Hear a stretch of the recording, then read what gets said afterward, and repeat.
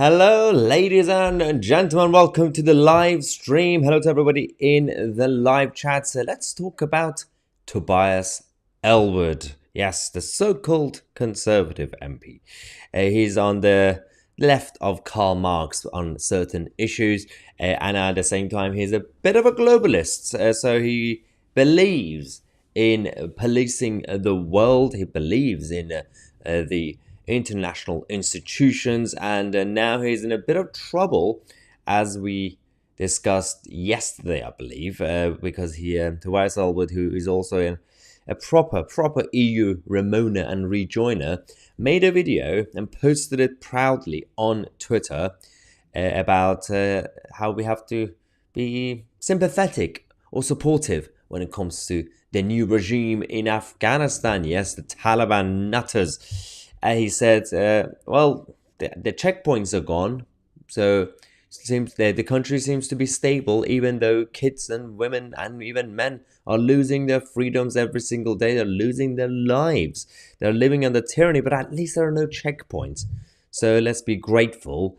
And basically, that was the whole point of the video that he posted and we reported on. And now there's a reaction, because on the one hand, there are discussions in the House of Commons, because he's part of very important select committees. He's going to be they're challenged by the MPs. There's going to be a motion of no confidence in Tobias Elwood, which is quite rare when it comes to MPs who are not prime minister or party leader. Let's talk about the backlash, because there's an ex-army officer who's come out to lash out against Tobias Elwood. And I'm going to come to the live chat after this and get your reaction as well. But we do have a live poll as well. Make sure to participate.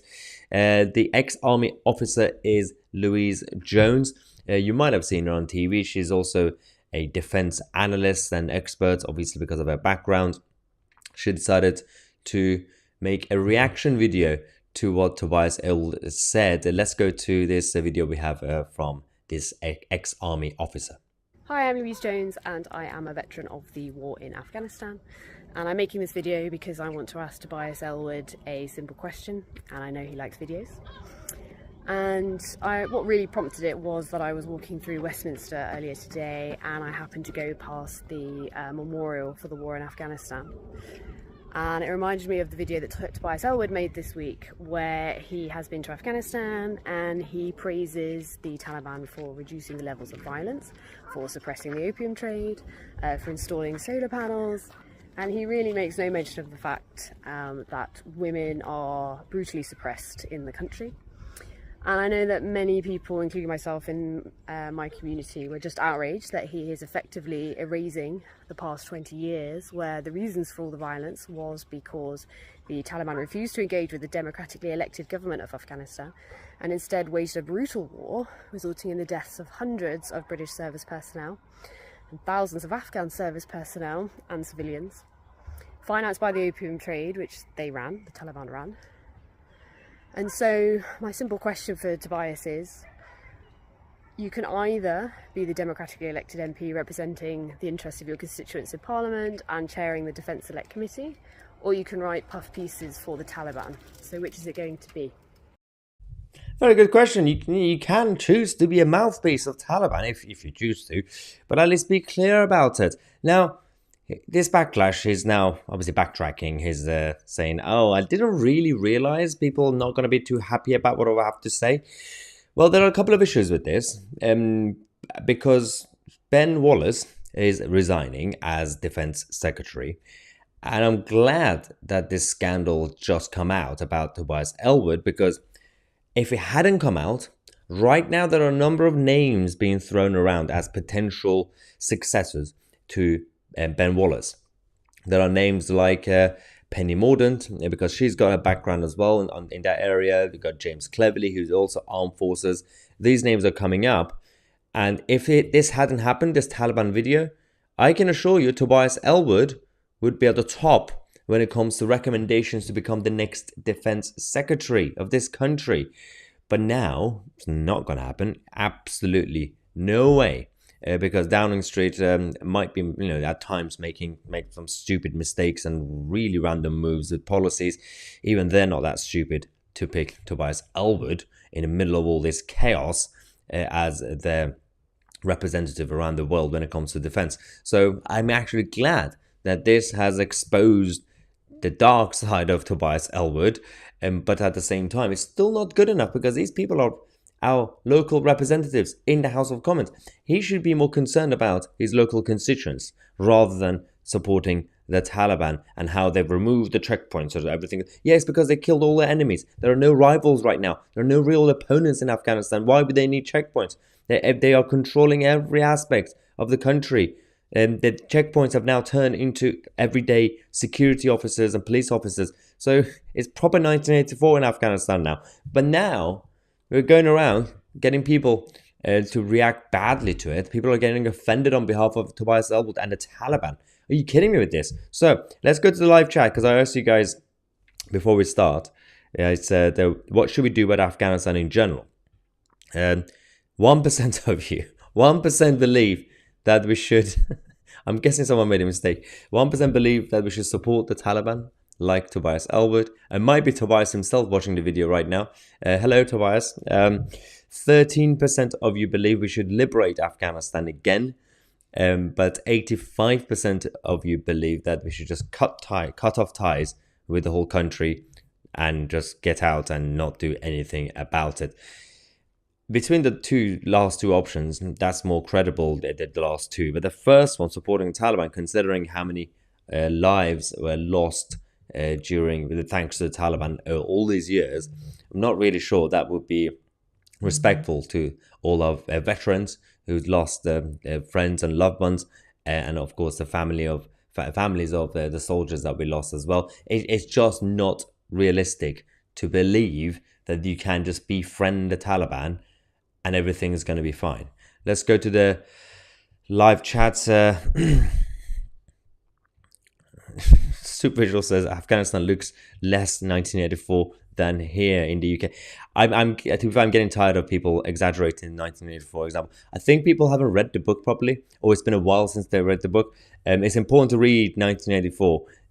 If we obviously, I made a joke about Afghanistan turning into 1984. It's a very whole different system. It's all authoritarian with no actual voting system. But a tiny national tyranny, tyrannical policies is not the same as 1984. Tyrannical policies always existed, even at the golden days of democracy in the West, even under Ronald Reagan that I love. So tyrannical policies don't go anywhere, regardless of the system. What we have to be careful is not to actually go into sleepwalk into 1984. That's the route we're going towards. We're not there yet, but we're going towards. But half the country are saying they've already been defeated, saying, "Well, we're already in 1984. That's it. It's the end of the world." Well, in that case, we should just take our own lives. There's no need to live, right? There are some people who are completely defeatist. They don't want to fight back and say, "No, that's it. Everything's planned. I'm just gonna basically die." Well, fair enough. You could do that if you want to.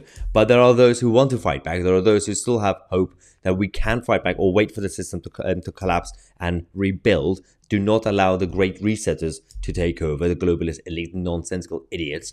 But they cannot be defeated because there's absolutely no point.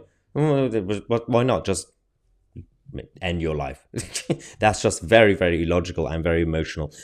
So putting irrational emotions aside, let's see what else you guys have to say.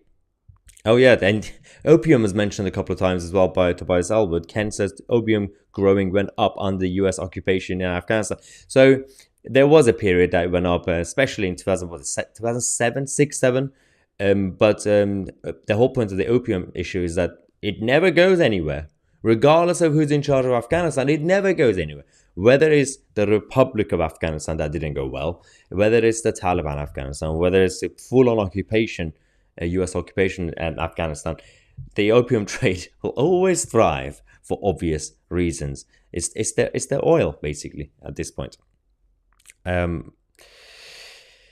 Arsal says, I'm sure there are many more in Parliament with the same views as Tobias. I actually agree. There will be a lot, especially on the Labour benches.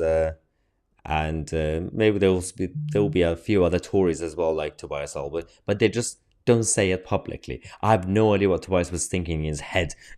He made a video, he edited it, and he thought, I'm going to publish this video backing the Taliban and everything's going to be fine. No one's going to challenge me. Frank says, no one has managed to deal with Afghanistan. Russia, US, the UK. It is a sinkhole of cash. Taliban are stuck in their own medieval era. It's actually, to be fair, it's pre-medieval era. Women are largely not even as classed as humans. The only time that Afghanistan relatively thrived was under the Iranian rule, the Persian Empire. And then the Russians came and ruined everything, as usual. So right now, the only option could be for this Iranian uprising that's still going on, the Iranian revolution. If it goes well, and if they kick out the Islamists from Iran, and if they have constitutional monarchy back, democratically, obviously, and somehow they take over Afghanistan, maybe you could have some sort of hope. But right now, the US has withdrawn. So Russia and China are now in Afghanistan, and they are cooperating with the Taliban. So I'm not really sure which group are taking the opium and sell it worldwide, but the Taliban have no issues finding buyers for the opium market. So it's always been a very, very disgusting tribal fight on this. There's a comment saying Mahyar liar. Not really sure what this refers to, but thank you so much for the feedback. So I've reported on Tobias Elwood making a video. That's not a lie, he's done it. And of course, we showed you a video of the ex-army officer. That's not a lie, that's actually happened. I also mentioned that the US occupation didn't work. That's not a lie. At best, at worst, it's an opinion. Russia obviously also ruined the country, as well as all the other countries, UK and US and China. I'm not really sure where the lie is, so let me know where I lied. No surprise, not half of England are Taliban at the moment. That's the problem. We've just opened our doors to nutters, and we went to their country to liberate them, and we thought, okay, everything's good. They're going to be so thankful and grateful. No, what happened was the lack of stability in those countries. They just send more people here, and they don't want to integrate, and that's the whole issue. They still see us as enemies. They want to come here, and they want to be entitled to benefits and everything else. Michael says we could have wiped out the Taliban in 1 year. I would have had them begging like dogs. You can't really have foreign interventions anymore. That's the problem. But with all the messed up and failed foreign interventions that we've had in the 20th century, for those, I mean, there are those who are Puritan. There are those who are 100% isolationist. They just don't want any intervention, like humanitarian. If like people are drowning somewhere, they don't want to help.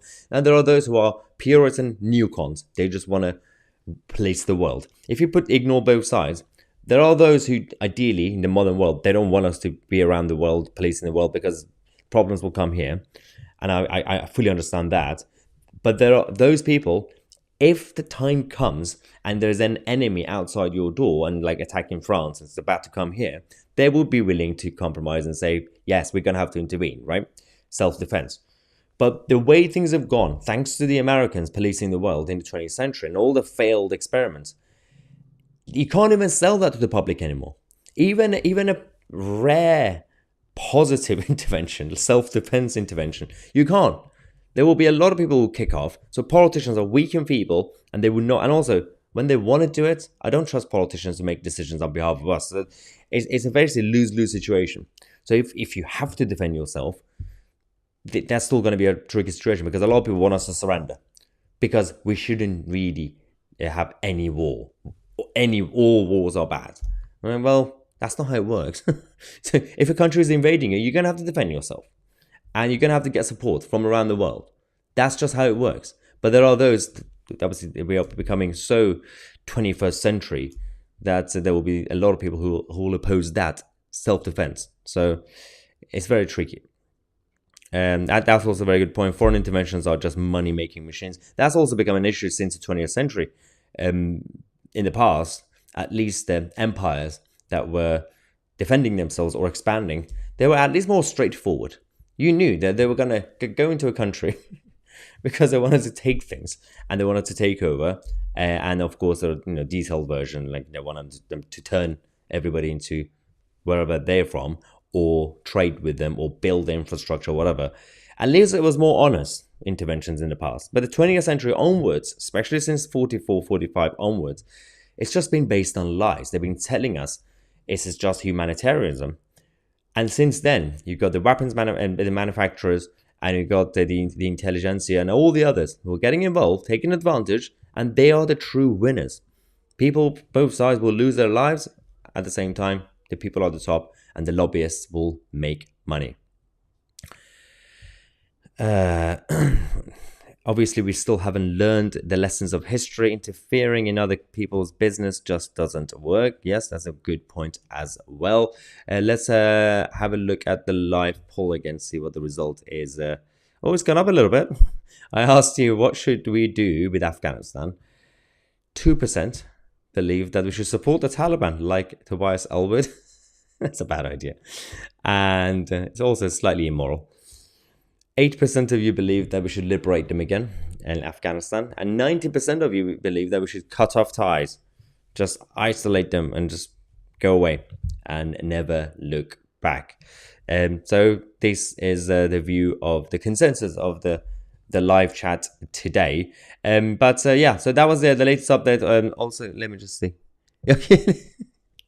Calls you a liar, but didn't say what you lied about. I know, it's very good, interesting. I'm actually going to be on GB News later tonight. What time is it? 7 o'clock? Whenever Jacob Rees-Mogg has a show. I'm going to be on Jacob Rees-Mogg's show. If you guys watch GB News, watch me. I think I'm up against the crazy lefty. So we're going to talk about, I believe, the junior doctor strikes and a couple of other news stories of the day as well. But at the same time, we're going to be covering everything else on this channel first. And for those of you, if you joined late, I'm just going to quickly show you the reaction we have from this ex-army officer to Tobias Elwood's pro-Taliban video. Hi, I'm Louise Jones and I am a veteran of the war in Afghanistan. And I'm making this video because I want to ask Tobias Elwood a simple question, and I know he likes videos. And what really prompted it was that I was walking through Westminster earlier today and I happened to go past the memorial for the war in Afghanistan. And it reminded me of the video that Tobias Elwood made this week, where he has been to Afghanistan and he praises the Taliban for reducing the levels of violence, for suppressing the opium trade, for installing solar panels. And he really makes no mention of the fact that women are brutally suppressed in the country. And I know that many people, including myself in my community, were just outraged that he is effectively erasing the past 20 years, where the reasons for all the violence was because the Taliban refused to engage with the democratically elected government of Afghanistan and instead waged a brutal war, resulting in the deaths of hundreds of British service personnel and thousands of Afghan service personnel and civilians, financed by the opium trade, which the Taliban ran. And so my simple question for Tobias is, you can either be the democratically elected MP representing the interests of your constituents in Parliament and chairing the Defence Select Committee, or you can write puff pieces for the Taliban. So which is it going to be? Yeah, pick a side, Tobias, pick a side. And so there are a lot of people, including myself, who are saying Tobias Elwood as an MP should focus on his local constituents. But at the same time, the problem with politicians like Tobias Elwood is that they're not only globalists, but they are also authoritarian liberals. So essentially what we have is, I'd rather if it focuses on anything other than foreign or domestic issues, just make him distracted, because if he starts focusing on British politics, people like Tobias Elwood are backing dangerous policy ideas like the online safety bill and all the censorship ideas and anti-free speech bills and everything else. And then he supports the digital currencies and everything else. So these are the people who are going to turn us our country into a 1984 scenario. And soon enough, we're going to lose the basic freedoms that we have online, because the online world and the offline world, the real world, are now completely merged. A lot of us are still in denial. We're still thinking, no, everything's fine. If I'm online, it's all right. I can just hide my name, for example, and have an anonymous username. That's not how it works anymore, because corporations are taking your data. Governments want to take your data now because of people like Tobias Elwood, and we have to protect ourselves. There's no way we're going to be safe anymore. And there are various VPNs, basic VPN softwares out there. They're still not good enough. I do want to give a shout out to one of them because it's a comprehensive one. As you guys know, I do it every now and then. Our partners, Atlas VPN. Atlas VPN are the only VPN software that is comprehensive. It gives you full email protection, ad blocker, and everything else. It basically hides your identity, and you can change your location, hide your location. And not only governments can't really get access to the data that you have, but also corporations that use it to manipulate you with their marketing tactics and everything else. Atlas VPN have a limited summer deal, 85% off. You can only get it for just £1.50 a month, and on top of that you get 3 months extra as well. The link is in the description. Check it out for yourselves. Even if you don't use it, just check it out. You don't have to be, you could be a technophobe. All you have to do is just one button and all your devices are protected. Anyway, let me know what else you think before I'll let you guys go. You're talking about GB News there because I mentioned I'm going to go on Jacob Rees-Mogg's show. Let's see what you have to say. Where is it?